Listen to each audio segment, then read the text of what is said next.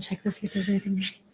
Hi, I'm Radical Liberation, self-declared king of the moon, and I guess it's finally time for you all to meet my consort, the queen of the moon, my wife, Heather. Hi. I was have had a lot of people asking us about homeschooling because we have 8 children. Sorry. My wife, Heather.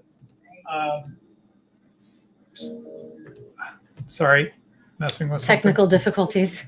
Confusion. Okay, there we go.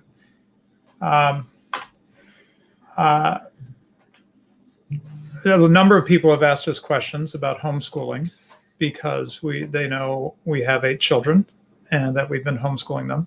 And my response has always been, if you want to talk about homeschooling, we better involve my wife because she's the one who basically actually does it. So we're finally making that happen today. And let's see, I guess top of the show things as people filter in here.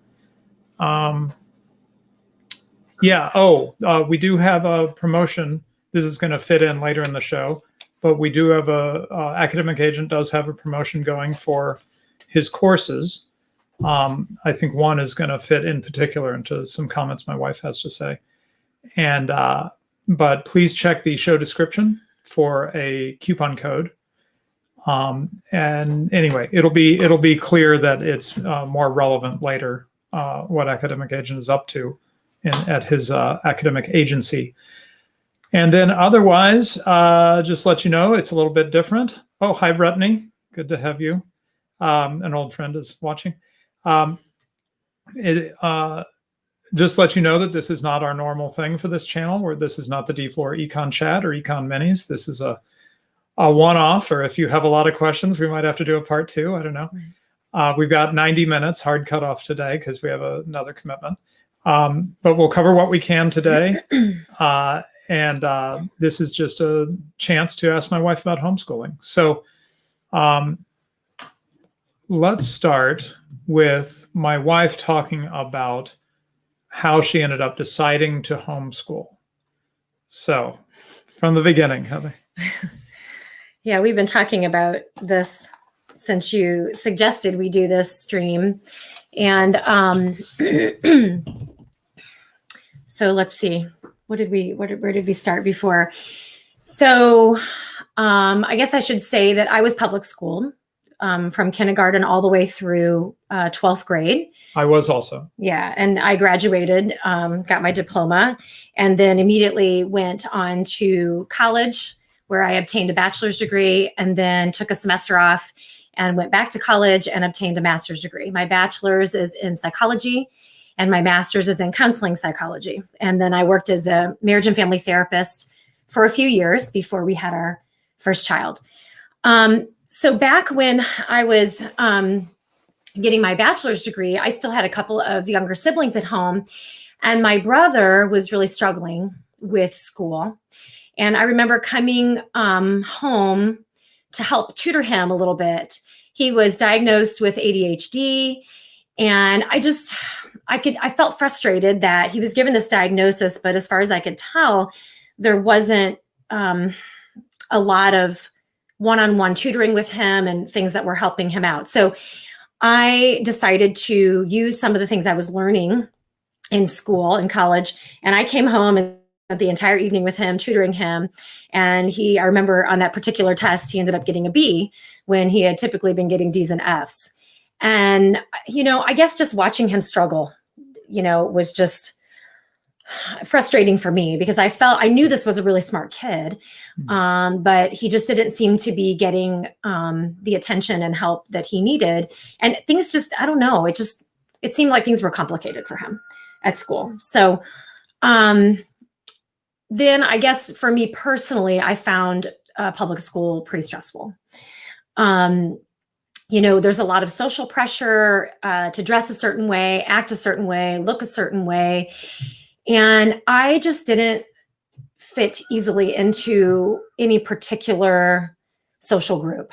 I kind of floated in between social groups, and that created a lot of anxiety for me. There was the shared experience of, oh God, where am I going to sit in the lunchroom? And I just remember obsessively looking at my schedule for every year going, okay, who do I know that is in the lunchroom this year?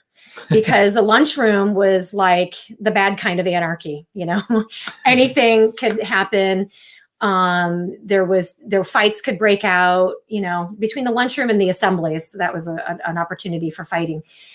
So I did have fantasies about having a governess myself. I didn't realize that what I was thinking about was being homeschooled, but I just loved the idea of being able to learn at my own pace. I had a desire to go deeper, often in areas that we just weren't allowed to in school. There just wasn't time.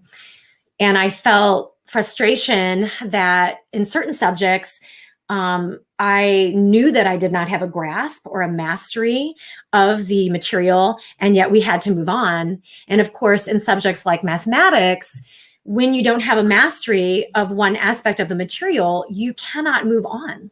You simply cannot do it. And I very quickly got in over my head and felt very, very lost. Oh, and on the governess thing, don't forget to talk about The Secret Garden. Oh, yeah. So one of my favorite books as a child was The Secret Garden. And I think what really stood out to me in that book was the immense amount of privacy afforded to the children in the book. They were allowed to especially Mary Lennox, she was really allowed to do whatever she wanted to discover. And of course, she discovers this, garden, and she gets to have privacy. She gets to experiment. I wonder what'll happen if I dig in the dirt this way, and having that kind of privacy allows for the processes of thinking to develop. And as those of us who went to public school know, there is no privacy. Our daughter was talking about it being a panopticon kind of experience at the school, right? So yeah, privacy and just the ability to really use your imagination. And I know you've talked, Stephen, about reading other books during class, hiding them behind the textbook. Your textbook. I mean, I did that too. I don't think I was quite as clever, but I got in trouble for reading in grammar class, in English class.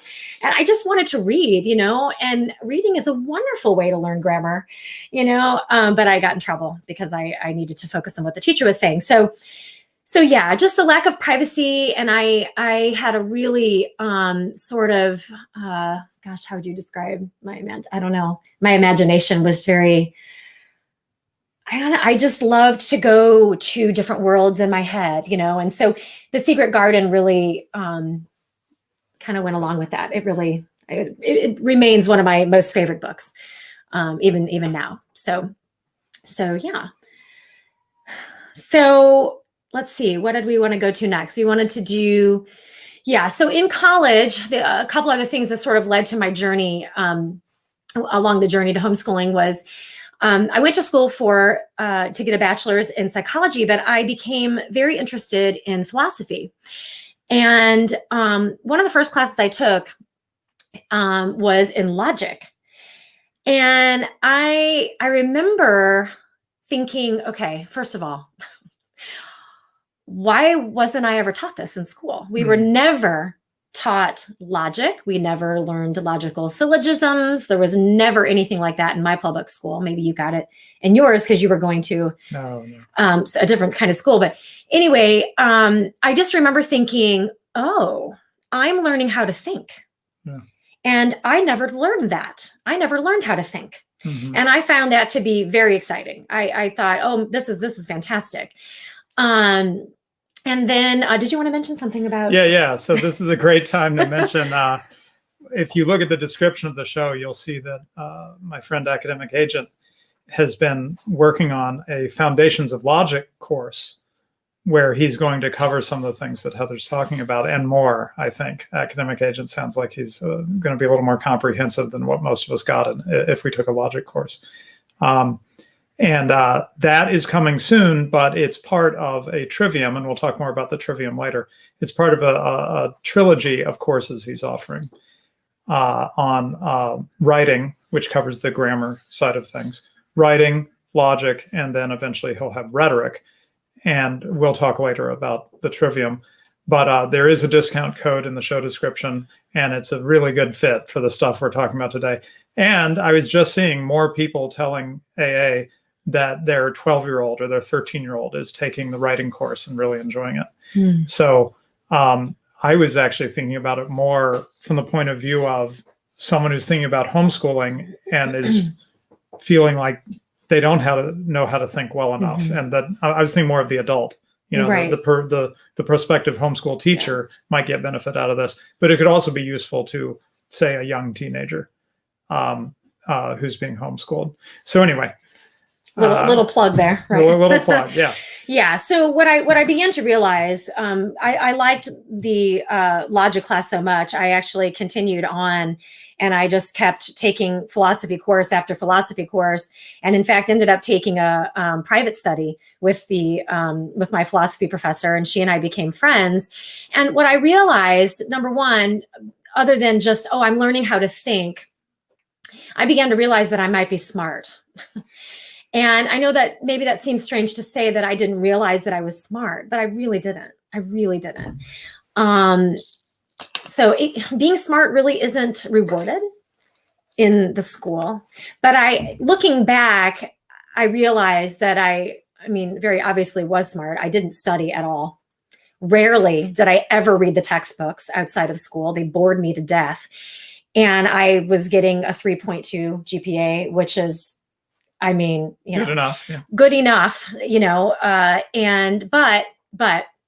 what I realized from taking philosophy, beyond that I might be smart, is that I can master my thinking, my ability to think, and my ability to understand and observe the world, and really take that deeper. That really began to grow inside of me, and that I just found that endlessly exciting. So as I finished my bachelor's degree, but somewhere in there, I was becoming an adult, and in the public schools, becoming an adult is right along with being a good citizen. You get to be the age where you can vote, and I realized I didn't know what any of the politicians were talking about, and that I found that disturbing. I thought, okay, well, here I am. I'm an adult now.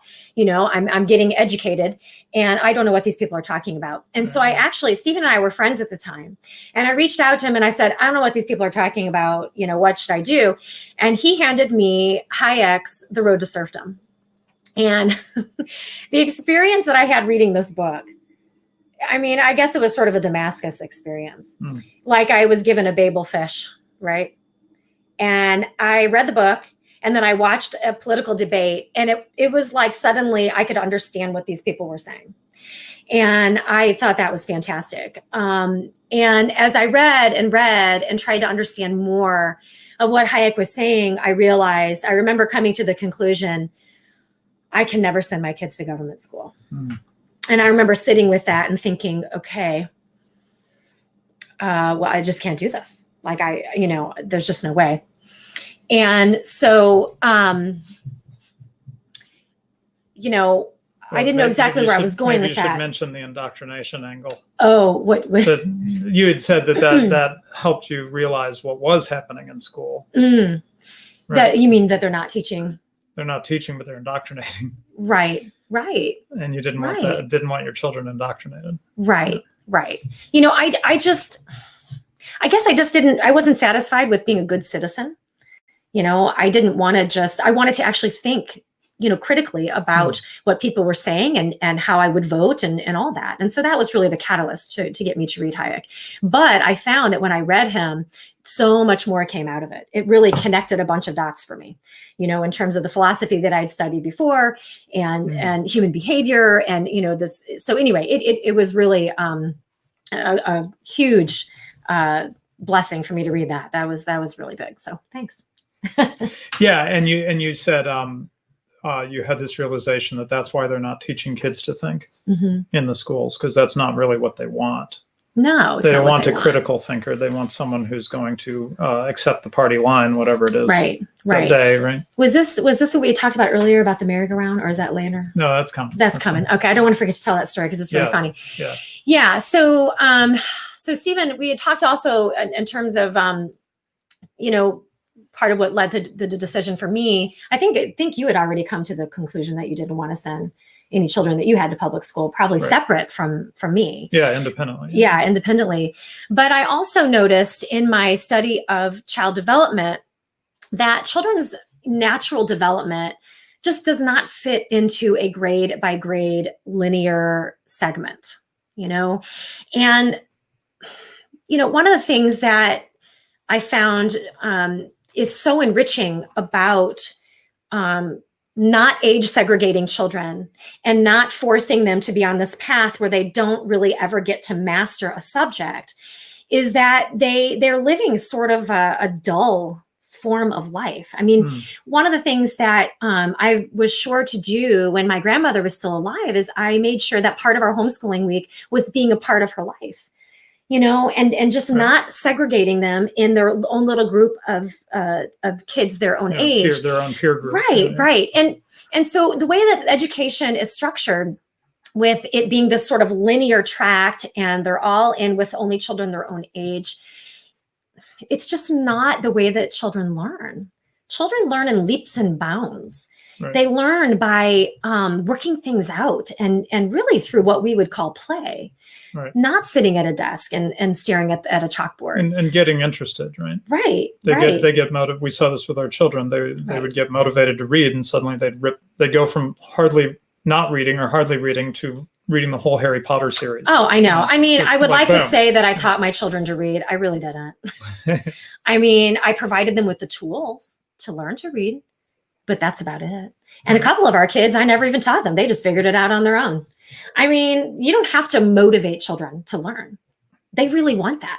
They want to understand the world around them. At the right point. Right. When they're ready for that. It just happens. Right. When they're ready for that. So yeah, I mean, learning about child development, I could not understand how we could reconcile the way that children are being taught in the school that just really does not mesh with the way that children naturally develop. Yeah, just to be clear, you were learning about child development as part of your psychology studies, right? Right. And so you're learning one thing about children there, and then you're seeing how the schools are structured, and you're like, well, and that's part of the these reason don't go together very well. Right. And that's part of the reason I got frustrated and, hearing about the struggles that my brother was having. He was in we're 8 years apart. So he was like in junior high or maybe getting into high school at the time. And I just thought, darn it, I'm going to go help him, and try to understand how, first of all, the subject matter was just boring him to death.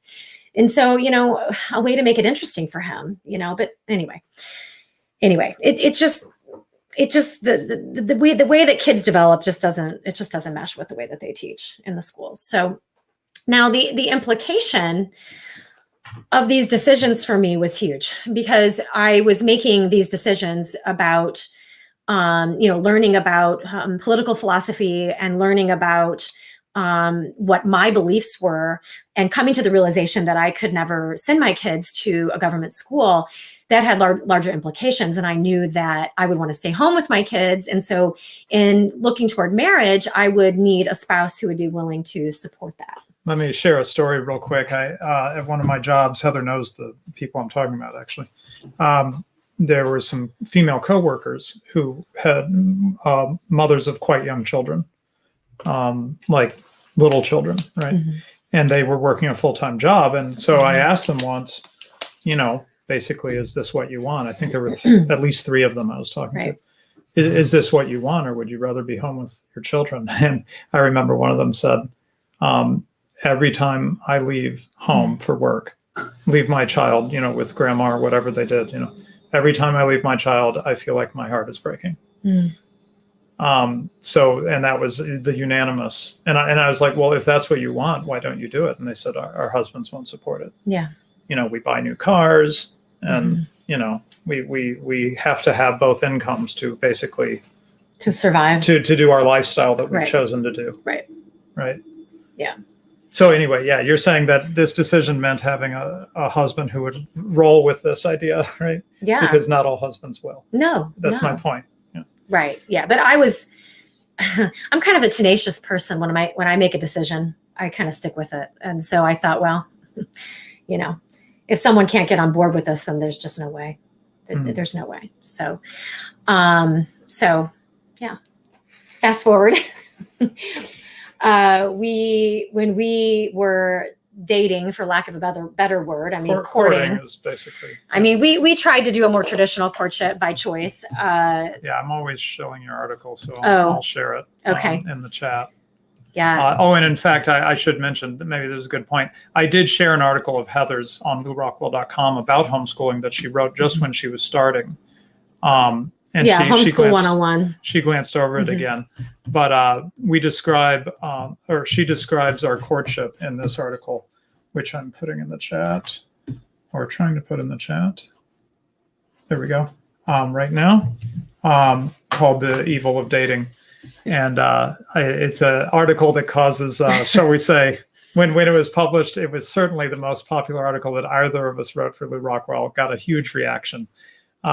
It really touched a nerve, shall we say. Yeah. And people continued to email Heather for years later about that article. To either thank me or condemn me for what I was saying.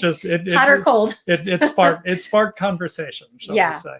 But anyway, leaving that aside, right. So we courted, we were in agreement on a number of things. Right. One of them was homeschooling, and not going to focus on this that much today, but I don't remember what our conversation was exactly, but it was clear that we were both open to children and to kind of. Yeah, we were open to a big family. Being open to that. Yeah. We agreed on a lot of things. Right, I mean, which was really cool. I mean, I was, basically pretty straightforward. Like, I really, I don't want to pay someone else to raise my kids if I have any. Right. I want to stay home with my children. Want to raise them. Yeah. I want to raise them myself. Oh, yeah. And Heather mentioned this, but indeed, she was in private practice until 2 weeks before our first child was born. So she worked up right to the point where she was going to have our first baby. And then she's been home with them ever since. Yeah. And the only asterisk on that, I guess, is that we found that we could do, when we moved here 4.5 years ago, we found that we could have an Airbnb business just because the structure of the property. We have an extra building. Anyway. Yeah. And so that has become a side business for Heather, which she can run from home while still homeschooling, and the children help with that business. And so, right. But basically, other than that, we've been single income, right? Single income with a little asterisk from the Airbnb business. Yeah. So do you want to talk about the books that you read? Now, these are books you read before you started homeschooling, yes, I think. Yes. Right, but we might have been married at the time. Yeah. We were already married. So let's flash one up. Okay. Start with this one? Yeah. Yeah, sure. So I mention this often, and it's sort of unfair for me to mention it because I doubt you'll be able to get a hold of it. Yeah. We need somebody to PDF this thing. It's out of print. There's a few used copies. Anyway, Education Smoking Gun by Reginald Damrell, How Teachers' Colleges Have Destroyed Education in America. Why would we be talking about this? She'll explain in a moment. But just to hawk the book in case you can somehow get a copy of it, it is, among other things, it describes when he's at this teacher's college, the guy who wrote the book, he describes Bill Cosby getting his PhD, which was an absolute joke of a process. He was actually on the board. Oh, I forgot that. He was on his dissertation board. Okay. So he talks a little bit about that. Yeah, and it was just, anyway, so a fun little anecdote in there, but there's so much more. And if you've ever heard me talk about the analogy of a stalking horse, that's from Reginald Damrell talking about how the government school system, whenever it starts to feel attacked because its results are terrible, right? Then they start accusing people of being racist towards blacks. That is, they use American blacks as a stalking horse for their real agenda and their real thing. They don't really care about poor American blacks being well educated because otherwise they'd shut down those schools because they're terrible, as I know from working with poor American blacks in St. Louis. But anyway, what did you get out of Education Smoking Gun that's relevant? Well, let me preface what I want to say about that by saying that while I was in grad school, as a way to make some extra money, I started substitute teaching in the government schools. And I did this for about the span of 5 years in about 4 different school districts. And it was a really interesting experience. One, I realized that one of my strengths is the ability to walk into a situation, assess it quickly, and then take on the role of teacher. I could do that pretty well and felt pretty comfortable in that role. That was kind of fun. But I started to see just it seemed like boredom set in pretty early with these kids. And I thought, well, why is that? And there was so much busy work. I mean, little kids who are struggling to hold a pencil and who needed like special pencil holder tool because their little fingers weren't even developed enough to hold the pencil properly. The pencil was being forced in their hand and they're being expected to write things down. And I just remember thinking, I don't know, this doesn't seem good. And then there were situations where it was just scary, where I'm teaching at a high school level and I have a 6'3" young man yelling at me, and I'm only 5'4" and petite. And I had to tell him to, get out. And it just, I don't know, it was interesting. But so as I was thinking about homeschooling, one of the things I realized is, and this, let me just tell you, this has been a long process, but I realized that I kind of needed to detox from my public school experience. And part of that detox was that I needed to understand why. Like, I knew it wasn't working. I knew it wasn't a positive experience for me overall, which is not to say, and this is something that I have friends who are teachers, and sometimes they get really hurt and offended when I say that public school isn't working and it's not a positive experience and there's all these problems. They're like, look, I know some really loving people, and I'm one of those really loving people. And I say, I agree with you. We both experienced some good teachers. Oh, absolutely. I mean, I don't know where I'd be without my guidance counselor from middle school. I mean, he saved my life, so people can do good work anywhere they are, even in a bad system. So this is in no way going off on teachers. Right. Okay. But there are problems with the system. Right. And that's the thing that he really begins to detail in this book. And as I read it, it was another sort of layer of sort of scales falling off my eyes going, okay, I get it now. I get it. Instead of just, how do I phrase this? I mean, well, in order to have so many children in a building, and to keep the lid on, which what could be complete and utter chaos. Right. Yeah. Okay. They have to structure it in such a way that many, many children it's not going to work for them. Right. And because it doesn't work for them, because many children, this kind of system doesn't work, they have to come up with these sort of faddish ways to describe the process of learning in order to make these kids fit. Okay. So we have buzzwords like reading readiness. Okay. Or phonics versus sight words, and like all these ways to come at forcing kids to learn what they don't want to learn because they don't care anymore because the desire to learn has been completely smashed out of them. Just to summarize my take on Reginald Demeral's book, he was a marketing guy and he thought, hey, my focus in my career has been communication. So I ought to be able to be a good teacher or help people know how to communicate well in the classroom. And so he went to the teachers college as a teacher there. And he thought, okay, let's find out what is sort of the core knowledge about how to teach, right? Just like in physics, there's certain things you understand. There's certain formulas that are sort of basic things you need to know. In mathematics, arithmetic, there's basic, your addition tables. And so what's that core body of knowledge for teaching? And what he found was there wasn't one. And instead, what he saw in his time there was just a series of fads. Now, his book is quite old, so he was actually talking about microfiche. I don't know if anyone would even remember such a thing. Yeah. But this was like microfiche was going to save the day. Later, closer to our time, it's computers. Everybody's going to have an iPad or something like that, or a laptop, and that's going to, And he said it's just ridiculous. It wasn't addressing the core issue.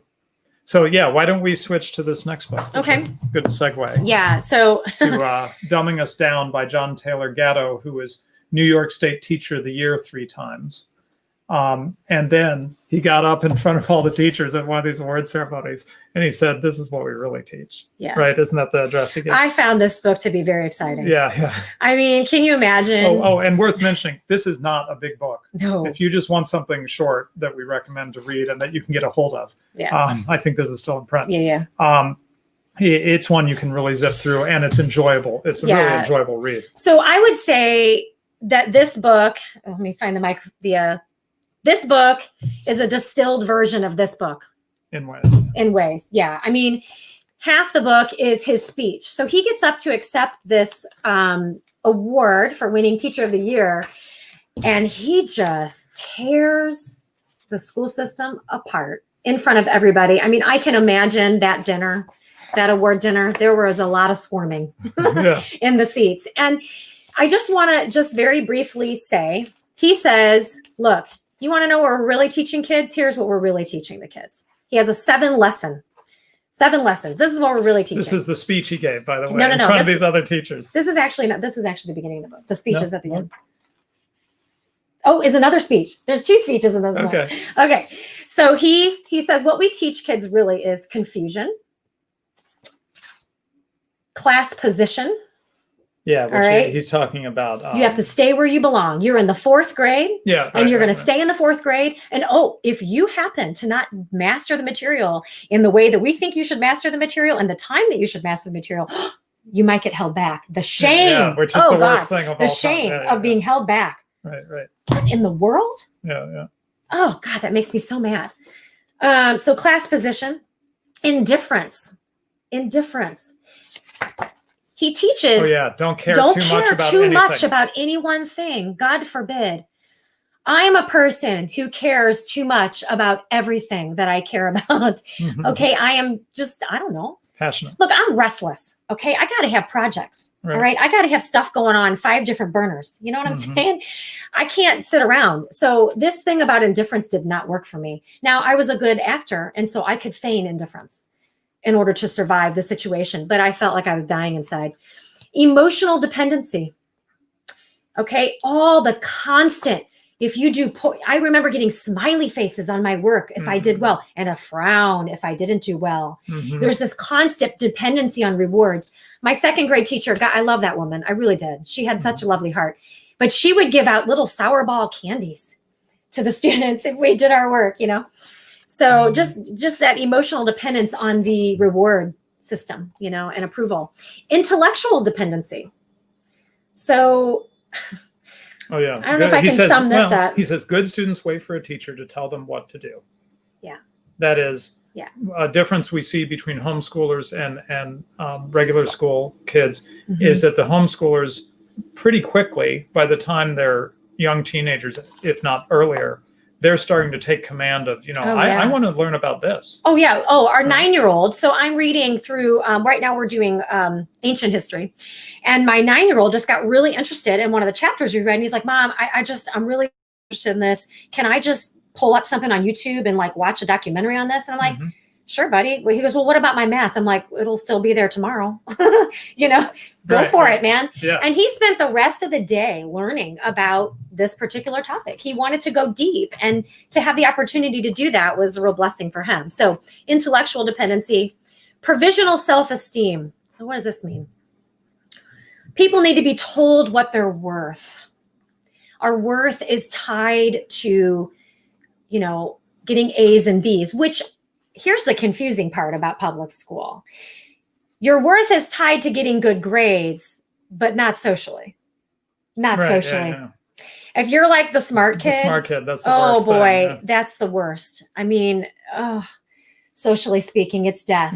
Yeah. So you've got these two. The nail that sticks up shall be hammered down. Just the worst. So I was really good at being mediocre. Okay. I was really good at it. I learned in my family of origin that the best way to survive was just take the emotional temperature of the situation you're in and then be as mediocre as possible so that you did not stand up. One weekend I was like, all these smart kids in class, I don't know. I wanted to prove to myself that I could actually do the work. And I never did the work, guys. I mean, I did bare minimum work. And I decided I was going to actually study for a test for once. So I brought all the material home. I studied for the test. I aced it. I was like, okay, I know I can do it, whatever. And then I went back to being mediocre because I didn't care. I just didn't care about what I was learning about. And then the last thing they teach, and this is perhaps the most profound thing from my perspective as a therapist is that you can't hide. You are always being watched. You are always under surveillance. The panopticon experience. Yeah. You're just, I mean, oh gosh. And so I have a funny story about that. Lack of privacy results in what you were saying, a lack of ability to explore your imagination and to really think deeply. And to know who you are. Yeah. How are you supposed to know who you are if there's no time to think and consider what you like or, what your abilities are? Right. So what story were you going to tell? Okay. So fast forward to we're homeschooling. Now, in our old neighborhood, we lived more like it was like right on the border of the city, and the houses are really close to together and everything. And urban, more urban. Urban, suburban, anyway. So there were lots of little parks, little neighborhood parks, and there was one in our neighborhood, but sometimes I like to take them to other parks. And one park we liked to go to because it had an old school merry-go-round, the dangerous kind, that was metal that you could get flung off of, Right. So we would go to this park, and this park happened to be within walking distance of one of the elementary schools nearby. And so the after school program, if it was a nice day, they would walk the kids down to this park. Okay. So this particular day, we happened to go on a time that it was close to when the school let out. And I had forgotten about time, I'm like, well, there'll be tons of kids here. That's okay. So apparently the park people, I don't know, had recently painted the merry-go-round, and there was caution tape all around it. And my kids, right about the time we arrived, a few minutes later, all the kids from the public school started arriving. And my kids were like, Mom, there's caution tape on the merry-go-round. I'm like, oh, well, it looks like it was probably painted. Go touch it and see if it's dry. If it's dry, you can play on it, So they went by and touched it, and they started ripping the tape off. Oh my gosh. So the public school kids were like, oh my gosh. So they started talking to our kids, what are you doing? That's police tape. We're going to get arrested if we play on this. They were really scared. Yeah. So then I'm overhearing the conversation. I'm on the phone. I'm like, oh my gosh, you got to hear these kids. This is a riot. They're like, she's calling the police. The public school, the poor dears, the poor loves. They thought I was calling the police. So Madeline's like, guys, it was painted. Don't you remember? Last week we were here and it was looking ugly, and now it looks great. Let's just play on it. They were like, are you sure it's okay? And so our kids were like, whatever. They're not going to caretake these public school kids. They just got on it and started playing on it. And so the public school kids finally got on. But after, they were practically wringing their hands. I was so sorry for them. They were filled with fear. Because the lesson that is taught is that you have to obey. You have to obey. You're not allowed to think for yourself. These little kids, they can't do that. Don't take initiative. Now, fast forward. So when we moved up to our farm, I had to really seek out, because the parks are, fewer and far between. And so one of the first things I did was I sought out the the homeschool group that was up here, and they had park days. And so I was like, okay, let's go to one of these park days. So I arrive, and all the moms are sitting around talking, doing their thing. Some of them brought their crocheting. And I look up, and you know how some of these, turret, that's the name I couldn't think of earlier. So some of these playgrounds have turrets, like the Russian style. Well, you climb up in the tower, and then on top of it, it's got and on top of it, the roof of the tower is this turret. There was a child on top of the turret, hanging from the pole. And I was like, oh my goodness. And then I looked at the homeschool mom, and they're talking, they're like, and so Madeline's like, Mom, I want to get up there. And I'm like, okay. So she starts to climb it. And one of the other homeschool mom walks over and goes, hey, you can get up there a lot faster if you go the other way. And I just had to laugh. I said, I'm with homeschoolers today. The contrast, of course, is with the helicopter parents. And our daughter, who was climbed up on that turret, said that so many times parents I guess are not homeschool parents would be like, you shouldn't be doing that, I'm sitting right there, and they're correcting my children. The parent is right there, because anyway, just parents to show the distinction between the culture of independence, initiative, versus a culture of, I don't know, fear, conformity, and obedience, and not thinking for yourself, and it's not these kids' fault. It's not even their parents' fault. We don't know that there's a different way. And I had to detox. I had to go through the hand wringing of, oh dear God, I don't have a curriculum. Oh dear, what if I don't have a curriculum? What if I just let my kid lead? And I will say, we don't do unschooling. If some of you, anyway. Which is closer to like a Montessori or something. Yeah, like that. yeah. So we don't do, so. We do have curriculum. Yeah. So, but I will say, we don't do the like free for all unschooling thing. But I think the reason that detox was so important, and it is so important, and I just, my heart goes out to so many parents who in this past year found themselves in a situation where they are having to do school in the home. Right. They literally had to take the Prussian school model that is, that's what the public school is, and put it in the home. Right. Oh my gosh. Yeah, it's crazy. What a nightmare. Yeah, so one of the things I wanted to make sure Heather covered, and then we'll get to questions, is that it was a mindset change. We came out of government schooling. Yeah. So even though we thought there were problems with it, and we'd read Hayek and Damerol and John Taylor Gatto and so forth, it's one thing to read it in theory. It's another thing to start to do schooling and kind of free your mind from what you learn schooling to be, right? And this is what we hear from a lot of people who are looking to homeschool or starting to homeschool. They try to mimic the government school experience. Right. And that's not exactly what you should be doing, right? Because the really big key, and what you described from substitute teaching, what I remember from school, is that there's a natural curiosity that all humans are born with. And you want to feed it but not get in the way of it and not kill it, right? And I'm afraid that very often the school system succeeds in killing the natural curiosity that's there. And so the goal is not to, I know I'm really doing school because it looks just like at a government school, except it's at our house. Right. You have to relax, let go of that a bit. If it helps you, there are books. I meant to pull one up. Sheldon Richmond has one, I think, maybe Separating School and State, something like that, that describe the origins in at least of U.S. schools in the Prussian system, and why the Prussian system was designed the way it was. Short version, to produce cannon fodder. And it's not really what you want for your children. You want to allow space, privacy, time to focus. And like Heather illustrated with that story about our 9-year-old, when they get an interest, you don't go, well, I'm sorry, that's not on the schedule today. Right. You want to be kind of open-minded and relaxed enough to go, okay, that's not what I had planned, but let's roll with that. You know? Or sometimes I think, Heather, you will incorporate something that they were asking about into something you were going to be teaching anyway, but you can kind of steer it to their interest. Right? Yeah, I mean, so there's some listening to your children and some creativity and imagination, and just being more loose and relaxed, and not burdening them with just hours and hours.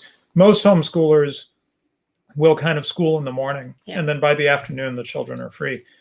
Homeschoolers spend less time schooling, formal schooling, and as we all know by now, get better results. Right? So if you think, oh, I've got to be doing 7 hours of class a day, just like a state school. No, you probably don't. It just doesn't take that long.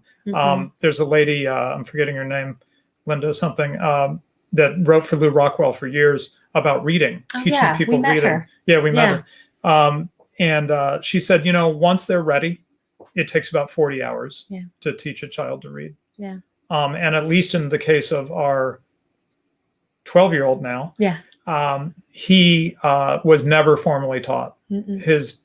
Not by me. His older siblings were reading, and Heather started the school year, and okay, let's see where you are. Oh, you're reading. Check. Don't have to do that. He just had learned to read somehow. So anyway, okay. So I really do want to get to questions. Do we want to talk about this, or is that later? Is that later? No, go ahead real quick. So before we get into questions, I have one last thing to share, which is to say, I do have, curriculum that I use, but I basically, what really excited me was reading about the Trivium. And so, like, for example, here's a book about the Trivium. And essentially, it breaks down the education into 3 parts. And all this really helped me to do was to organize my thinking about what is best to teach at what age. And I've also noticed that the Trivium follows what children are really naturally best at learning at those particular ages. I think it seems more in line with development. And so as I read about different styles of teaching and learning, this is what we settled on. And so I tend to use curriculum that is very, very old, that is free from trendiness. Academic Agent has a lot to say on that subject. So but anyway, you can't really escape the trendiness in teaching math. And so there's a lot of big X's. No, we're not doing it that way. And I just put a big X over their page. We're going to do it this way. And then I teach them the old school way of doing the math. And that's the way they do it. And then like for grammar and spelling, I mean, there's just no way to get around just teaching them basic stuff, but it doesn't have to take all day. Right. You know, I mean, what I have found is that the English language is extremely logical. It makes sense. And if you're not writing all these waves of all these trends, this reading readiness and sight words and all this crap, it's really quite easy to teach. You just don't need to get into all that stuff. And then they really are free the rest of the afternoon to pursue their own interests. I did want to share one more resource. I'm putting the link in the chat now. It's an essay by Dorothy Sayers, who was sort of in the, I don't know, seemed to be contemporaneous with C.S. Lewis, a sort of a similar figure in ways, a Christian thinker. But she wrote something called, hold that book up one more time. Yeah, Trivium. This is Sister Miriam Joseph, Liberal Arts of Logic, Grammar, and Rhetoric. Anyway, Dorothy Sayers wrote an essay called The Lost Tools of Learning. I've shared it in the chat. And in it, she explains this philosophy of why we're talking about the trivium, logic, grammar, or writing, and rhetoric. And the reason is that, as she explains so well in her essay, a lot of the areas we think of as core subjects aren't really core subjects, like science, for example. She says, no. Science is an area where once you have mastered logic, grammar, and rhetoric, then you can come to an area like science and many other areas with the tools of learning in hand, and you can take on that area and you can learn it. Right. So kind of what I got out of it is we don't have to be, and this is one of the things that gives people anxiety, we don't have to be masters at all these different subjects, you know, geography and political history and European history and science and so on and so forth. We need to teach our children how to learn the tools of learning, and that's the trivium. Yeah. Once they have the trivium down, they can take on anything, and that's what they do. And that's what they've done. Our 16-year-old, when I sat down and said, okay, well, basically you're a junior in high school, but by the public school standard, I've taught you everything that you need to know to learn. So why don't you just come up with your own curriculum this year and we'll record your learning. You know, I mean, other than math, I'm still kind of guiding her with math, but otherwise she's basically been doing her own thing. And wow, what a rich curriculum she's come up with. So I'm very proud of her. Oh, wow. Let's get rocking. We got a lot of super chats. Okay. So some people put their questions in the regular chat, but of course, pay to play around here on YouTube. So super chats are going to get responded to first, and then we'll try to pick up some other questions. Charlemagne, our friend, my friend, says Premier Biden ought to award Mrs. Carson the Hero of the United Socialist States of America distinction for the raising of so many future taxpayers. Thank you. Miki from Czech Republic, he's going to be on our Deep Lore Econ chat coming up. I haven't mentioned that publicly, but that's coming to talk to us about the Czech Republic. He says, let's be honest, none of us learned logic in public school, neither in elementary nor in high school. Can't have industrial level in educational system thorough. Teaching 20 to 30 kids logic at once is not possible. Well, that's interesting. Would it be hard to teach logic to a large group? I don't think so. I think it could be done, come on. But it's not that hard. I don't think so. But they don't do it, but it which is dangerous. Telling. It's dangerous. Yeah. I don't think it's difficult. I mean, how many students were in my logic class in college? Yeah, I was in a big logic class in college. I mean, Barone says you are both very inspiring. Thank you. Thank you. Jay Green River, our Danish Svengali, says homeschooling YouTube channel, mrs-radlib. Good idea. The 21st violinist says, why no Ethereum address? Thoughts on the classics? Okay. The Ethereum address, I'm not going to, he's talking about Bitcoin, crypto stuff. Okay. That's a separate topic. Thoughts on the classics? Mhm. Oh, Yeah. yeah. So Heather thought that she'd pretend that I have something to do with the homeschool and, do. talk about You what do. I do. I call myself the principal, which means that I don't do the teaching because I'm working full time. Yes. Yeah. But I do certain things. Yeah. One of the things I did is that I provided our current property, Mhm. which is that we had a lot of children and we were in 1,100 square feet 4.5 years ago with all our full family. 10 At that people. point, we had our twins, our Too much. youngest. Yeah. So there were 10 of us living in 1,100 square feet. Now, in our great-grandparent days, that was like normal, right? But we were feeling a little crammed, and especially as we look toward the future. Yeah. So we moved to our current property, which has multiple buildings, 4.5 acres, so on and so forth. Mhm. We just had horse fencing completed because Right. one of our teenage daughters would like to have a horse. I would like to have a horse. And yes, and so this and our building that we're in right now, I'm in the basement of it. We're in the first floor of it. The second floor is our Airbnb on the weekends, and it's our school during the week. Yeah. And it's an Schoolhouse entirely slash separate building. Airbnb, So yeah. yeah, we use it for both purposes. And that means that there's a space that's dedicated to schooling, which I think is a luxury. We didn't have that before. It's nice. Yeah. Usually homeschoolers talk about the kitchen table. And Heather still We does some did things that. around the table. Well, we so. did kitchen table homeschooling for many, many years. In fact, you know, I like to joke that apparently I was built for speed because we had 8 children in 11 years. Right. So babies 7 and 8 were twins, and I Yeah. homeschooled from the bed Yeah. that year. Yeah. I some just people are pared it down curious. to the basics. I mean, I nursed those twins exclusively until it was appropriate to introduce food, solid food. And so homeschooling happened from the bed. Yeah. Now, some people think that's ridiculous. It worked for me. Yeah. I was not about to derail our homeschooling experience just because I had a couple more kids. Right. So thoughts on the classics. The reason I said all that is to say that one of the things I would do is do bedtime reading. Mm-hmm. And so I, being the kind of books I like, I would read them. The Chronicles of Narnia by C.S. Lewis, Mm-hmm. The Lord of the Rings by Tolkien. Just Right. quick story on that. I read them The Hobbit, which was meant as a children's book by Tolkien, and they really enjoyed it. And then I was like, well, The Lord of the Rings is really long, and it's got these dull passages where it's just describing the trees and stuff, you know. So I'll read them. I said, you guys, I know you enjoyed The Hobbit. There's a whole much bigger book that follows after this called The Lord of the Rings. And I'll just read you a chapter to give you a flavor, and then we'll go back to a children's book, you know, because my oldest child at the time was 8 or something.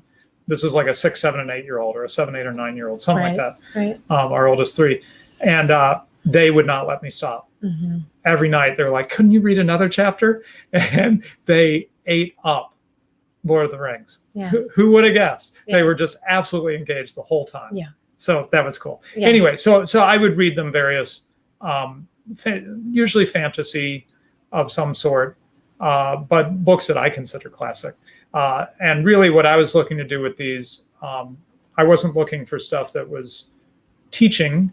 You know, I wasn't doing it to be educational. It was mostly about the imagination. Mm-hmm.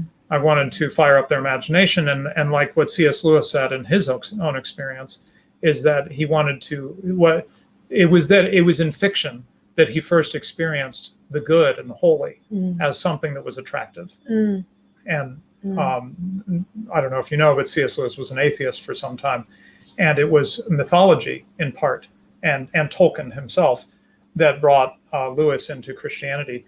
And it had to do with Lewis's imagination had been gripped by goodness and holiness. Yeah. And also through the writer George MacDonald, who's a favorite of both of ours, that I've also read to my children. I will say, you know, the kind of schooling that we do is called classical education, and right. the Trivium based. Right. It's very important to introduce real books. Right. You know, textbooks are fake books, right? Right. Like nobody right. sits down and like, I feel like just some good beach reading. I'm gonna go pick up a social studies book. Social studies book. Those are the driest, most Yeah. boring. Right. So, right. So real books real that books. people like to read.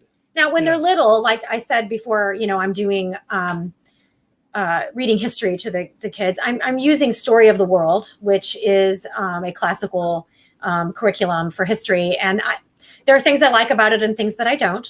So if there's questions about that, I can answer those. I don't know how, but anyway, and it does read like a story, and it has been very engaging to them. But by the time they're it's more narrative. It's more narrative.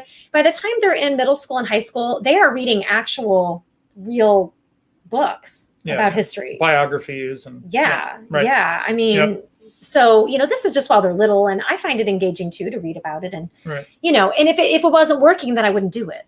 I just wouldn't do it. And there have been some years where it just hasn't engaged the children, and so I just don't do it. Okay, well, let's keep going. Wow. We got 30 minutes and a lot to do. Okay, so Saffron, good friend of all of ours, says, this is so awesome. Thank you, Mrs. Radlib. You're welcome. It's time to grow and learn, writes, I am from England, UK. And let me tell you, when I was high school, we call it secondary school, I struggled academically due to my APD diagnosis. And I was put in lower sets in every class, and it was hell. Yeah, now I don't know what APD is, but I'm assuming it's their version of like ADHD or something like that. Maybe someone can. I don't know that. Can anyone acronym translate from UK to American on APD, an APD diagnosis? Charlemagne has sent us a laser gun. I don't know what that means.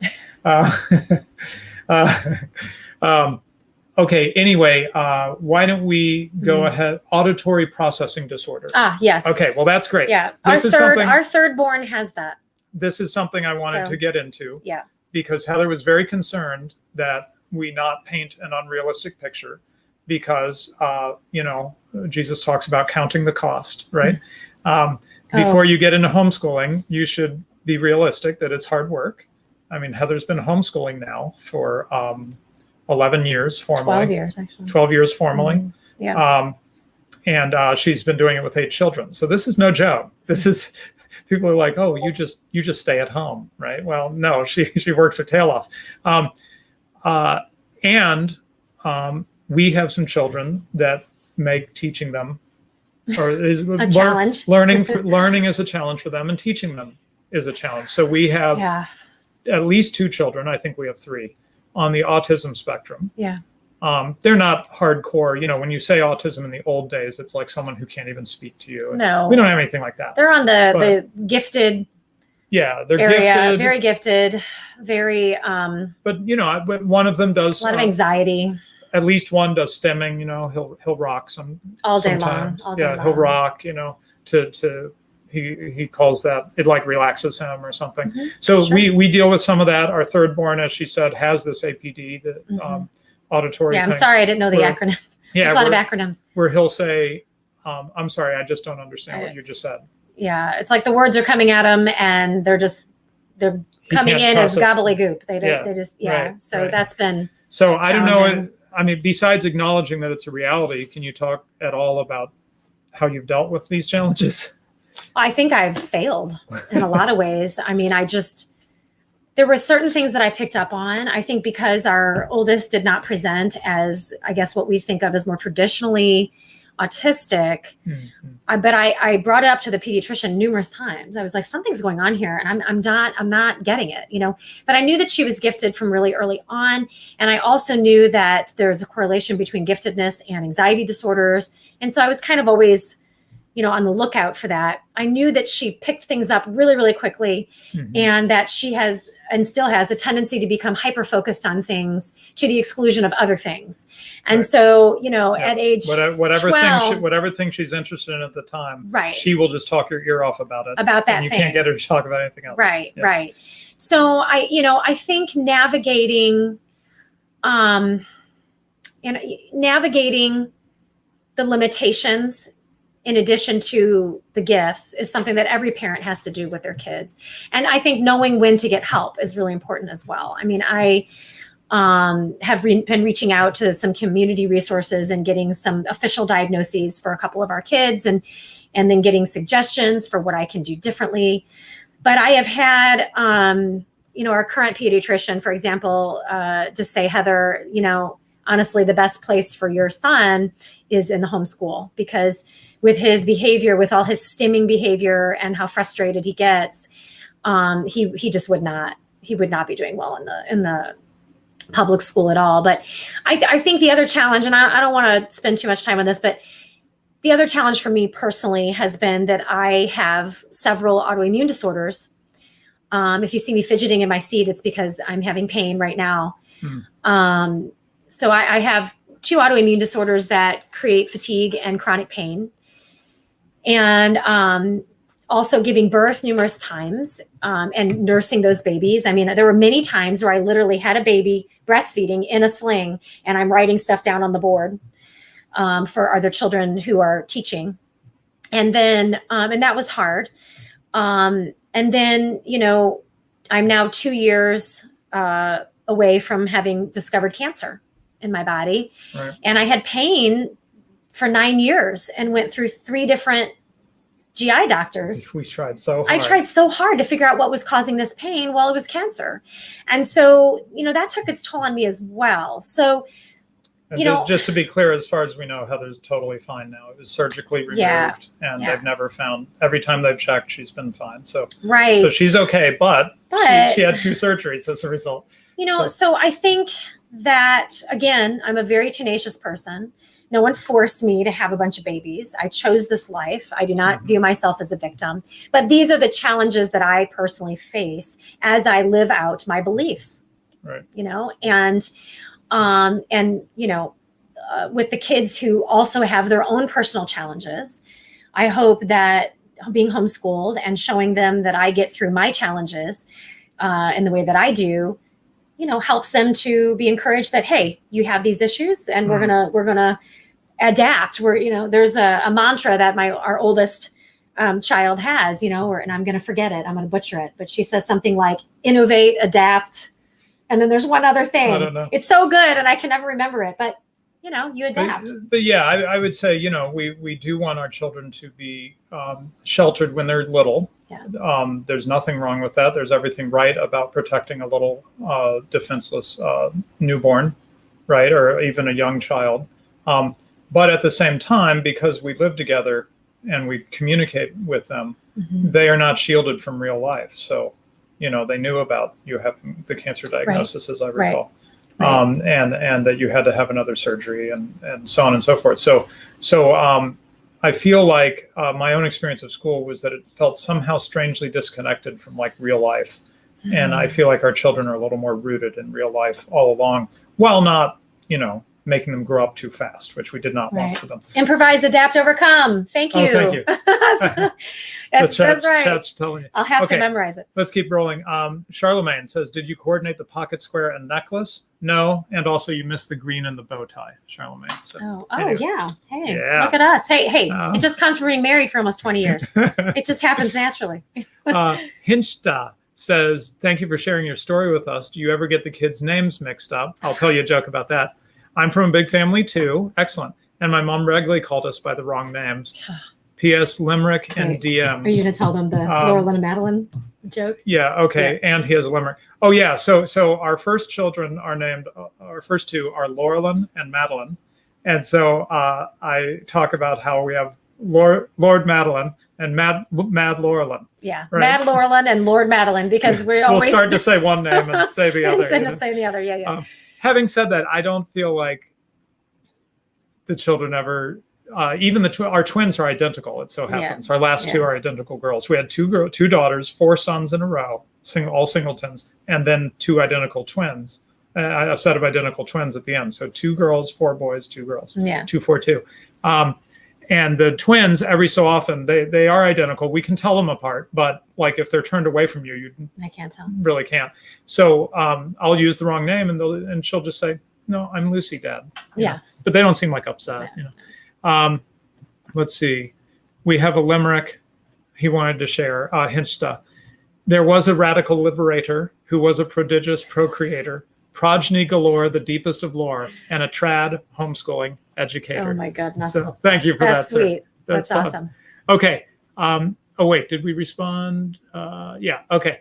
Miki again. Hello from former Prussia, the original Hell School. Oh wow. Oh, that's a good point. Prussia didn't stay in Germany. It got split up, I think, into other modern countries. Charlemagne, do you hire tutors to supplement your limitations? Well, we've done a little bit. There's a couple different ways you can go with this. And by the way, at least in the United States. I'm not as familiar with homeschooling in other places, though I know it is going in everywhere but Germany, where they jail you for homeschooling. Leftover from the Nazis, by the way. The homeschooling laws are literally Nazi laws that they never took off the books. And they prosecute people. Wow. And some of them flee, some of the homeschoolers actually flee to the United States. Yeah. Anyway, other than that, homeschooling has grown so much since it was first being tried in the 70s and 80s. And there is a good chance that there is great homeschooling support for you. There are co-ops. We have participated in them. Can I tell a funny story about that? Well, let me just do the options and tell the story. Okay. So there are co-ops. There are things, and co-ops, usually it's like, we know someone who knows Spanish. So we bring everybody together once a week and they learn some Spanish from the lady, from the mom who knows Spanish, or the one who's good at math, or whatever it is, right? So you can kind of share your skills around in that way. We've done some private piano tutoring at one point. A good friend of ours, in fact, was also a piano teacher, and she did some teaching piano to our children in our home. And then, as Heather mentioned, there's homeschooling groups, which just do all kinds of fun things. Like we participated in an art show that was all homeschooling kids, and you would get, there were prizes. The first, second prize for painting and photo and so forth. And also just social activities. So as much as you want to do it, anyway, it's coming up. Okay. As much as you want to do it, there are opportunities. So the story you wanted to tell. Yeah. So this past year was so interesting, and I was listening to the radio, and the woman was reporting on how families are coping with, not going to the school. And I'm like preparing my breakfast, and she's talking, and she goes, and this amazing thing is happening. The reporter, she said, some parents are actually getting together with other parents and only these other parents, and they're creating their own learning bubble. And I went, is this for real? She's talking about a co-op. Like we've been doing this for like decades. Yeah, they just rediscovered this. She kept going on, and they just get together and they just support each other. And I'm like, wow. But then I thought, I guess it is news to her. Yeah, right. Because they got thrown into this. We've been, again, this idea of spontaneous order comes to mind. Of course we're meeting together and supporting each other. Of course we're going, hey, you good at math? Would you mind? And I'll do this. And come on. Okay, well, let's keep rolling. Lots to cover. Mr. Patriarch says homeschooling is the best. Was homeschooled myself, and under no circumstances will put my son or future kids in a public school. Don't be scared. Yeah. Thank you. Yeah. Charlemagne said, has Mrs. Carson ever joined you and the children at an anime convention? Right. So our oldest child got really interested in anime, and there's an anime convention in St. Louis every year, except last year. Yeah, last year was a bummer. But I brought her to that a couple times, and my my online friends, I shared with them pictures of the Crusaders that were there, and I greeted them and said, Deus Vult. Anyway, it's great fun. But Heather did not join me. I've been the one to chaperone to those. Robert Walsh says, Mrs. Radlib, what is it like to be Queen of the Moon? Thank you, but we'll skip that. Okay. Enchanting. Enchanting, yeah. And let me, I'm going to refresh. There's more have come in, and then we'll see what else we can pick up from the regular chat. Okay, where were we? Okay, here we go. Miki the fourth again. At what age do you start sort of forcing anything upon the kids, or do you leave it fully to them when they start learning because they do naturally? Right. Yeah. Well, we do have structure. I mean, they will have like a page of math they're supposed to do every day. To some degree, when you begin forcing school on your children is going to be dictated by the laws of your state. Okay. So we live in Missouri, and in the state of Missouri, you don't have to do any formal schooling or recording of your schooling until age 7. Okay. So I suggest let those 7 years alone. Yeah. Just leave it be. And you start around 6, right? If they're showing interest. Yeah. Right. If they're showing interest. But if they're not, if they're not showing interest, you're going to be frustrated and they're going to be frustrated. Right. Why in the world would you ever try to sit your 4-year-old down to do any kind of writing? And so it's worth it's worth noting, as I'm sure you've all noticed, that there's been an inflation, and I use that word advisedly. There's been an inflation in government schooling. That is, it is cost more and more time, where now they're doing the, what do they call the Early preschool? Early education centers. Early education centers. Sounds official, right? doesn't it? Yeah, where they're getting the kids when they're 4 and 3 and stuff like that. So schooling has gotten longer and longer and taken up more of people's lives. And they're sending kids. I don't remember being sent home with like 2 hours of homework, but that's what I'm hearing. Yeah, my kid can't play. He's got homework. Worksheet upon worksheet. Yeah, worksheet. Yeah. So first grade. They eat up more and more time. And that's why I'm talking about it as a sort of inflation with worse and worse results. Yeah. Right. So it really is analogous to homework inflation. is evil. So it's crazy. Okay, let's keep going. M. von Maren says, how do you handle keeping schedule of teaching kids of multiple ages? That's a really good question. This is good because remember the one-room schoolhouse, right? Mm-hmm. Where all the kids from the town or the little town or village or whatever are all together and they're all different ages. Mm-hmm.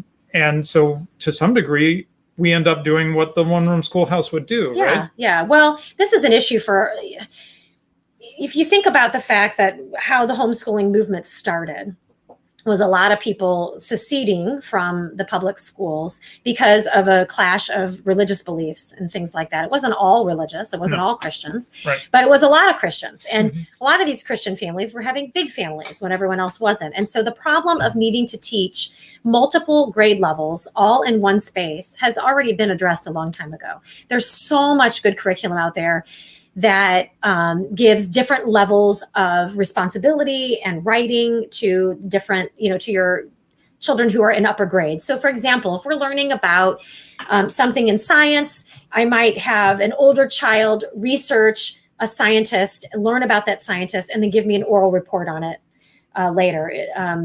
Whereas my younger kids, we just learn about the scientist just in our discussion of it, and then that's it for them. For spelling, I have a curriculum for spelling and grammar that I really, really love. And it is based on very, very old school curriculum from the 1700s, where, you just had the one-room schoolhouse. And basically, I assess where each kid is in terms of their level of understanding. And then they each get a different list based on their level. And for example, our 7-year-old he just now started writing sentences because he asked me, Mom, can I write sentences too? Sure, buddy. You want to write a sentence? Well, here's your spelling words. All we were doing was working on reading them. And then he started to write them. Now he's writing full sentences. And this was all child-directed learning, I was in the sense that he showed interest. He showed interest and said, okay, I think I'm ready to write sentences. Okay, fantastic. Do you even know what a sentence is? Well, this is what a sentence is. I don't need a lesson plan to tell my kid what a sentence is. It seems like there's a lot of feelings that there's so much we've got to teach them. We're off track. Yeah. If he's not at this point at this time, we won't get all the things done that we're supposed to get done because you've got to do pre-algebra and blah, blah, blah, blah. Well, but a lot of this is from the inflation thing, right? Like our son who's mathematically gifted, he skipped pre-algebra, if I remember correctly. Yeah, there was no need for it. There's just, what's the point, right? Yeah. So, I mean, like I said, in talking about how when they're ready to learn reading, it takes about 40 hours or 0 in the case of our one son. It doesn't have to, you don't have to have this anxiety that you're off track. Yeah.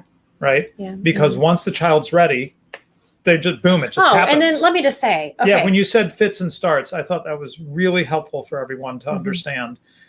Get rid of this idea that learning is this sort of steady progression and picture things just little, suddenly they're reading or suddenly they're like, I want to do sentences. Okay. Well, and I'm just amazed, different kids have come to me and maybe we weren't at that level. They were reading yet, but we weren't really spending a lot of time writing out sentences or things like that. And they'd say, Mom, what is this little mark here? Like in the middle of the sentence, there's this little mark. Oh, well, that's a comma. Well, what's a comma? Oh, well, let's do a lesson on a comma. I did have anxiety about if I was missing something, but honestly, it's okay. What happens if you miss something? Right. Yeah. You go back and do it. Yeah. Okay. You just go back. Oh, we missed talking about this particular way to use a semicolon. Well, let's just do that real quick. Do you have a minute? Right. It doesn't have to be. Right.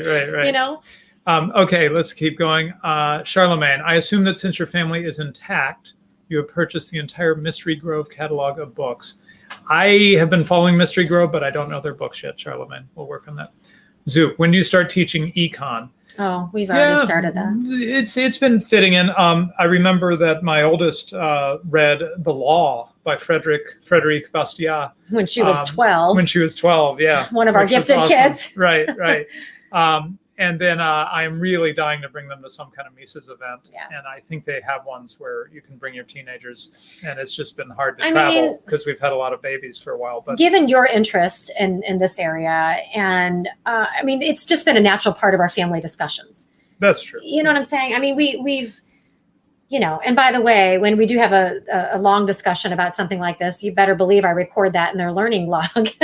Yeah. Everything counts. Okay. Yes. And in Missouri, we're required to keep a log of all learning.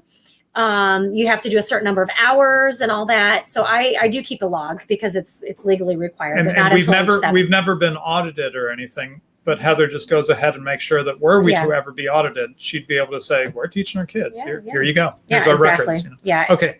Miki the Fourth says, to my argument about impossibility of teaching logic to 20, 30 kids, when I say it's not possible, I don't think it's possible on the budget of public school with consistency across many schools. Don't even get me started on budget. Yeah, right. Oh my gosh. You know what?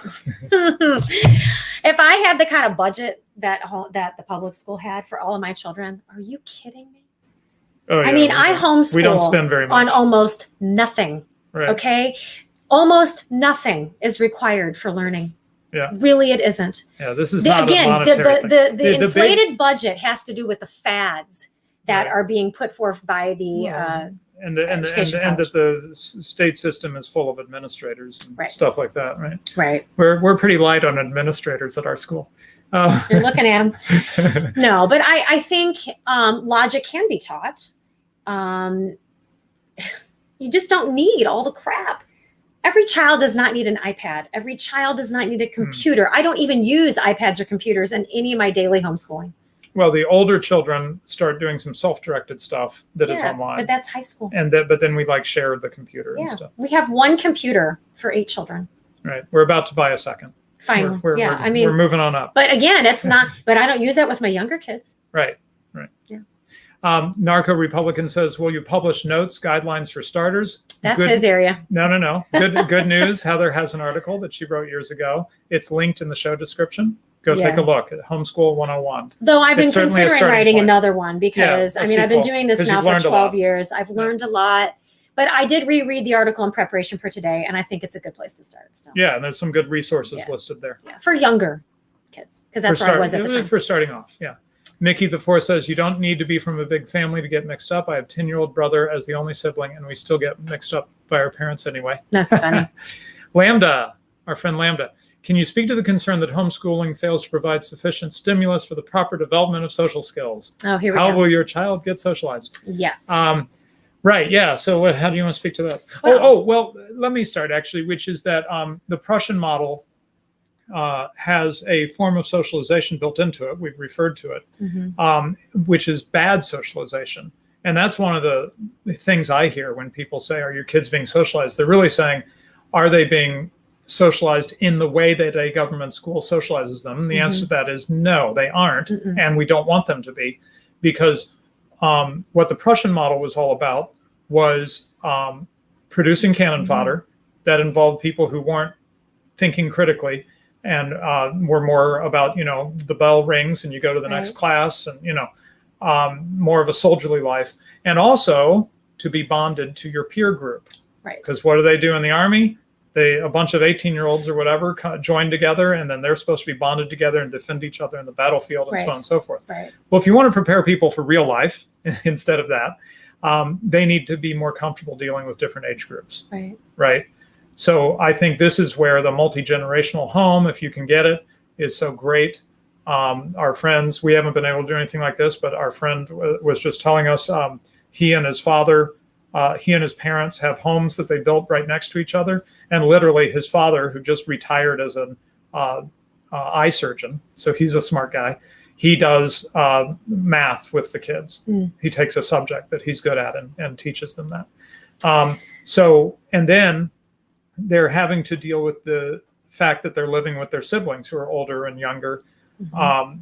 And so it's much less focused on my age group, and it's more focused on just dealing My with community. people in a community, Yeah. and in the way that we deal in real life, which is that you don't go around saying, are you 36 or 35? Because I want to know if you're in the 35th grade or the 36th grade. And this is what state school does to you, right? What an unnatural, artificial thing. So anyway, that's my thought about it. But socialization. Yeah, no, I mean, obviously, this is a question that I have fielded for many, many years. I mean, so you are correct in saying anyone who says that homeschooled kids are not socialized is correct. They are not socialized the way that public school kids are, excuse me, and that's intentional. Right. And I liked what Stephen said about bonding to one's peer group, because that is exactly what happens. And we didn't want that for our children. We didn't want them to be bonded to their peer group. We wanted them to be bonded to their family, okay, and to their community. So one way that this plays out is that they got to interact with people from various ages. I would take, before my grandmother passed away, I would take the kids once a week to go and visit with her, and we would spend time with her, and she would talk about when she was a little girl, and she would, you know, show them the things that she was interested in, or I don't know. And it taught them to be patient, to listen, you know, to older people. They communicate differently than their peers do. Right. Every Monday for hours, I would take them to go to Stephen's parents' house, and they would have grandparents' day, and they got to know their grandparents, and they loved Stephen's Right. dad and mom. I mean, they still laugh and talk about the stories that they learned from Stephen's dad, who had just a host of really hilarious stories, besides the fact that he was a fun guy. He would get down on the floor and play with them. I think that that is a wonderful education in how to interact with other human beings. Right. Whereas I think being in a classroom with other kids your own age who are just as emotionally and cognitively immature as you are is not a good way to learn how to interact with other human beings. Right. And then the feedback we'll get from friends is, or from people is, I know your children are homeschooled because they looked me in the eye. They spoke intelligently and articulately to me, instead of like looking down at their shoe and going, grunting, you know? Yeah. They deal with, we're training people to be humans, you know, to be adult humans, and not to be in their little weird thing. Right. I wrote an article on this subject, by the way, on the criticizing the school thing in the wake of a school shooting back 20 years ago. It's called Lord of the Flies High, and I've just shared the link in the chat for you. Yeah. Let's keep rolling. So I would say our kids get plenty time. of socialization. We do park days. We interact with other kids. We have friends. They have friends. It's fine. Yeah. Yeah. But it's different. It's different. It is indeed different. Intentionally. Okay. Let's see. Mickey the Fourth says, need more streams with this level of wholesomeness. Thank you.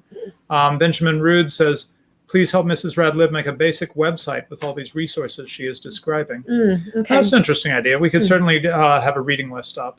Yeah. If you do want to follow my day-to-day workings, I don't update it too much right now, but I do have a Facebook page called Homeschool on the Homestead. And it just documents some of our fun things that we're doing on our farm, and, you know, having my kids read out their Mad Libs worksheets that they wanted to do, which every other word is poop. Right. You know, because they're kids and they think that's hilarious. Adam in Hobbs says something towards getting a horse. Thank you. We haven't bought it yet. Not yet. Mickey the Fourth says, in regards to schooling inflation, in one research here in Czechia, they found that after high school, kids forgot 98% of what they learned in 2 years. I believe that. Yeah. Oh, and let me mention that our oldest son, our third born, got interested in geology. So we joined a private organization called the St. Louis Mineral and Gem Society. And I take him to the monthly meeting when it's meeting, you know, the COVID stuff, but have been taking him that for years. They do digs where we go to sites and we dig rocks up and stuff like that. So that's something I do with him. There's so much out Oh there. gosh, the community has so many resources if people would just take advantage of it. And I have to say, when I had just a lot of really little kids, we did not spend the time in the classroom or, classroom. We did not spend time at home. I was like, okay, we've done some reading, let's go. And into the car we'd go, and I would take them hiking. We went to parks and to the zoo, and we learned all about animals. And I mean, I was just out the door and taking advantage of all the community resources until it was appropriate to have an expectation that they could sit down and do more like work with a pen and pencil, Mickey the Fourth says, in regards to logic teaching on a budget, you need a good teacher, and Mrs. Radlib is obviously vastly superior than the average teacher public schools can afford or find. I appreciate the compliment, but I think the whole point of what we're saying here is that you can do this. Yeah, I don't think that's fair. And I don't think that's fair to the teachers. I think that they have been miseducated. The teachers themselves have been miseducated, and they are bound by a system that is very dysfunctional. Oh yeah.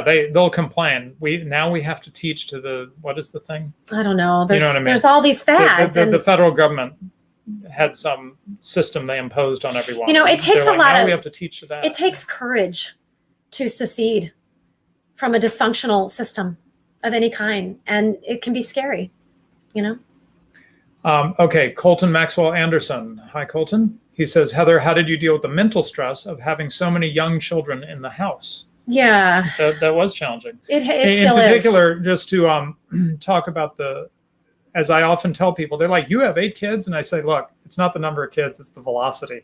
If you had 8 kids, one every 5 years, it would be a very different experience than what we had. It would also be kind of a miracle if you're able to have kids for 40 years. But anyway, could be done. Because we had children fast, 8 children in 11 years. In particular, we had the twins, but first we had the first 3 children in 2 years and 8 months. That means when our oldest child was 2 years and 8 months old, our third child was being born. Yeah. And Heather found that very challenging. I think that was a lot of baby fast. I think the phrase baptism by fire is the way that I like to describe it. And in fact, our midwife, because we did some home births, different topic. Maybe we'll talk about that. I love talking about birth. Yeah. A whole nother stream we could do with Heather is birth, natural birth and nursing. Yeah. That's a big subject of hers that she can certainly do a whole stream on. But anyway, our midwife actually advised that we slow down. So we weren't trying to have so many babies so fast. After the first 3, there's about 2 years between each child. And I think that was a little more. But let me speak realistically. Because I am a firm believer in attachment parenting, and because this is, again, as a therapist and what I know about child development, I committed myself to not separating from my new baby until they were more than 2 years old. So usually between age 2 and 3, that baby, whoever was that age at that time, came with me. So we did hire a mommy's helper. Hi, Ayla, if you're watching. And she was in university down the street at the time, and she would come on Friday afternoons, and I would leave the house for a good 3 to 4 hours. Now, if I had a nursling, a baby who was still nursing, who was under the age of 2, then I would not separate from that baby, and that baby would come with me. That baby was my companion during my break. But once I got to the point where I didn't have a nursling, then, I still get a break. So, obviously, you have to carve out time for yourself. And one of the things that I chose to do with this lifestyle is I've chosen to pursue my personal interests alongside my children and involve them in those interests. Right. I get a lot of joy and relaxation out of gardening. I'm very serious about it. I love growing a lot of our own food during the season. In fact, and flowers and all that. So I have always done gardening with my children. I love hiking. I like going out and walking in the woods, and I find that relaxing. I always brought them with me. And to be honest, I enjoy my kids. I think they're interesting people. I think they're fun to talk to. But, Stephen and I work together to make sure that I get a break. So right now my break is on Sunday afternoons. I leave and I'm just gone all afternoon. And, I buy myself lunch. I listen to podcasts. I love listening to podcasts about human behavior, and I love poetry, and I read, and, so, there are things that I do. Secondhand shop. I go to secondhand shops. Okay. I like to thrift. So, and I like vintage things. Right. And so, you know, it's realistic for a mom or dad who is homeschooling and they really can't ever leave their job, so to speak, because they live there, to carve out some time for yourself to get a break. I think that's really important. And it's been good for my mental health to do that. So, Okay, one last super chat, and then wanted to mention a friend that needs help. Miki the Four says, could we get Mrs. Radlib to have her own room on Discord where we all could discuss homeschooling more in depth? I'd be thrilled to have that opportunity, but we'll see. I can't commit her time. Obviously, for both of us, time is at a real premium, so I have to be. I'm homeschooling 8 kids. Yeah, so that would be cool. We'll see, but an interesting idea, Miki. Thank you. Okay, so last thing I wanted to share. Where was that? JG had shared it in announcements, right? Shoot. Sorry, give me just a sec. I just had this in front of me. There we go. Okay, I wanted to share a friend that's in need. This is a friend community here who is going to court for being a seditionist in regards to the events in DC. There's a longtime friend, this is a lady, and I think she's having trouble getting a lawyer. Anyway, so could really use your help. And let me tell you something, if you don't know this already, there's a lot of things that get supported with small donations from a lot of different people. It's amazing what you can do. So I just want to encourage you that if you think, well, I couldn't really help her much. I mean, I could give her $5. Give her $5. Yeah. Because 200 people that give her $5, that starts to add up to some real change, you know, and really helps her.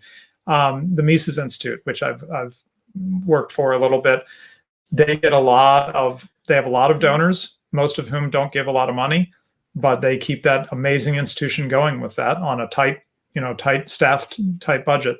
So, these little bits of encouraging and supporting the things that we care about go a long way. You don't have to be money bags to help the things you want to see happen.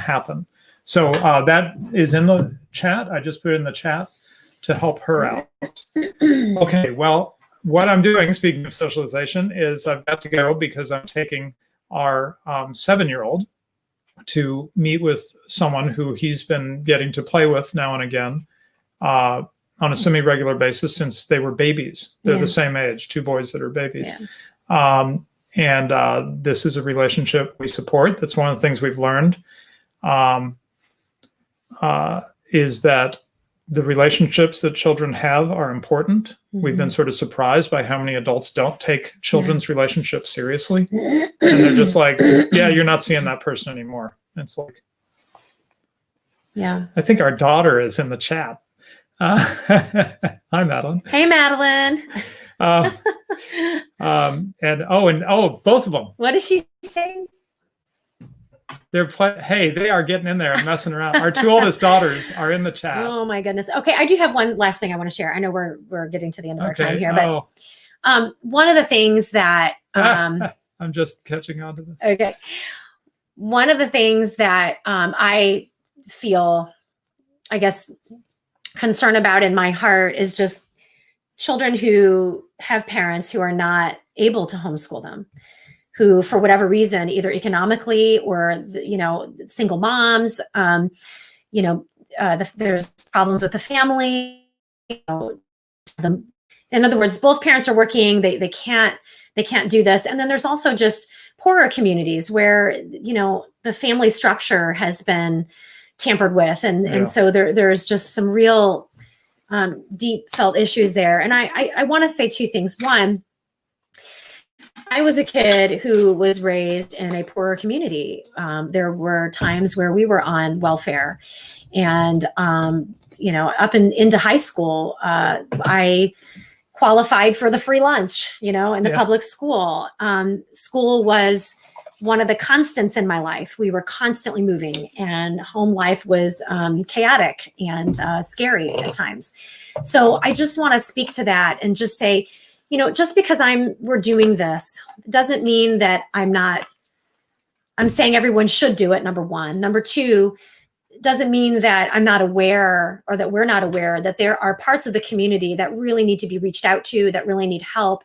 And so one of the ways that we're doing that is we find private organizations that are reaching out to poorer kids in our community, that are coming alongside those kids and doing this very important work of building them up, outside of the public school situation. And so I just want to throw that out there, that I do realize that if the public schools were all of a sudden shut down, which I think we've experienced a taste of what that would be like, that there would be a lot of children who maybe wouldn't be getting fed. And, there are kids who just don't have internet access at home there, And so as a libertarian, as someone who is anarchist leaning, one of the things that I do is we look for organizations in our community that we can support to hold up those members of our community. So I just want to throw that out. Yeah, and Brittany, my friend Brittany mentioned something that I did not know. The Homeschooling Legal Defense Association, which a lot of homeschoolers have joined, so that if they get in legal trouble, there's someone to call on, if their state starts bothering them or whatever. So I mostly know of them for that reason. You'll see them at homeschooling conventions. By the way, that is a good opportunity. If you are like thinking about homeschooling and you're just feeling like I don't know anything about it, there are homeschooling conventions. If they ever let us meet in person again, right? Get to a homeschooling convention before you have kids. Yeah, and it'd be a great date with your prospective mate, and I saw an HSLDA, a table there, and you'll see people selling curriculum, and they're fun and interesting. I like going to them, but it'd be a great way to just let there's a whole infrastructure to support this decision if I do this. So absolutely. But anyway, HSLDA, I knew of them mostly as legal, but Brittany says they actually help support families who want to. From HSLDA specifically? Mm-hmm. Oh, because they needed help with the homeschooling? Mm-hmm. Oh, okay. Yeah. Wow. Yeah. They will help single moms. They will help people who are having trouble affording to homeschool. So absolutely do reach out to them. They help. Okay. Unfortunately, we have got to stop. I mostly got to do super chats. Let me make sure I caught all of them. Our kids are commenting. Yeah, they're getting in there. Yeah. Okay. I think we caught all the super chats. That's mostly what we could do today. No, it's. I mean, I'm supposed to be there in 20 minutes. Oh gosh. Okay. Time flies. It does. Well, this was really fun, guys. Let's do it again. Let's, if you feel like we should have a second one, Stephen, let me know. We can do that, and maybe we need to have one where I talk specifically about what curriculum I've used for various things, or just whatever topics that people have. Yeah. Well, I am influenced by. What the tweets that people send and the messages people let me know. They say, hey, I love what you guys did, but I wish you'd do another one and cover these areas or whatever. Let me know. I will listen. And Heather has now done a stream on my channel, so there might be another one now that we've done one. You never know. Thanks, guys. Really, really great to have a lot of questions and have so many people attending. Where does the wife stand on the beard? That's our final question. I've never seen him without a beard, ever. Well, you've seen pictures, but you haven't. Yeah, but seen it was like high school pictures. You haven't seen me. So in we've person. been married. We're coming up on 19 years. 19 years this year, yeah. And I knew Stephen 4.5 years prior. Right. To getting married. So we've known each other about 25 years. Never seen him without a beard. Yeah. I like the beard. That looks good. Good question. Okay. Bye, everybody. Thank you. Bye.